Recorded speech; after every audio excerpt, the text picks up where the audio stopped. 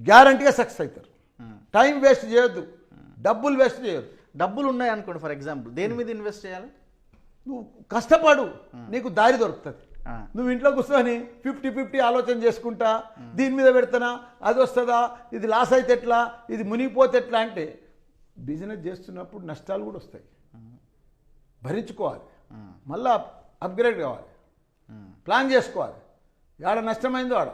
ఇప్పుడు మొన్న ఎలక్షన్లో నిలబడ్డాము, మా అల్లుడు ఓడిపోయాడు. ఇప్పుడు ప్లాన్ చేసుకున్నాం ఎట్లా ఓడిపోయినామని. ఇప్పుడు ఈ మున్సిపల్ ఎలక్షన్లలో ప్లాన్ చేసుకున్నాం, ఒక్క సీటు కూడా పోవద్దని. ఎందుకంటే మొన్న మా ఎక్స్పీరియన్స్ వచ్చింది కదా, ఎంపీ ఎలక్షన్ ఓడిపోయి.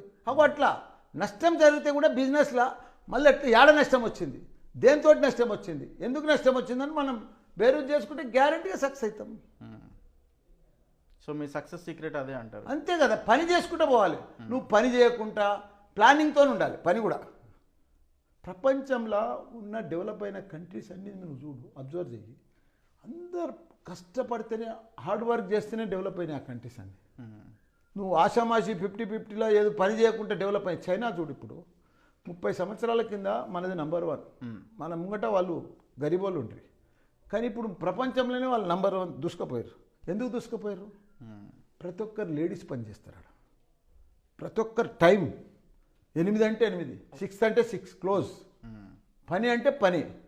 మన దగ్గర అంతా లేడీస్లో కానీ జెంట్స్లో కానీ అంత పార్టీలు, ఫంక్షన్లు, పిక్నిక్లు, దావతులు, ఇవే బర్త్డేలు. మన తెలంగాణలో పండుగలు ఎక్కువ. నెలకో పండుగ వస్తుంది. అవును, గణేష్ పోగానే దసరా వస్తుంది, దసరా పోగానే సంక్రాంతి వస్తుంది, సంక్రాంతి పోగానే బోనాలు వస్తాయి, బోనాలు పోగానే మన 31st వచ్చింది. ఇవన్నీ 31st వస్తాయి. దానికి తోడు ఇంట్లో ఏమొస్తాయి, ఇంకా బర్త్డేలు వస్తాయి. అవును, నీ బర్త్డే, నా బర్త్డే, పక్కింటి బర్త్డే, ఆ అపార్ట్మెంట్లో బర్త్డే. వాళ్ళు పిలవకపోతే కూడా మనకి ఇంకో ప్రాబ్లం, బాధపడతాం. పక్కోడు పిలవలే, వాడు ఫంక్షన్ చేసుకొని కూడా పిలవలేదని ఏడుస్తాం. ఇంకోటి పెళ్ళిళ్ళు. ఒక్క పెళ్ళి అయితే నీకు ఎంగేజ్మెంటు, పెళ్ళి, రిసెప్షన్.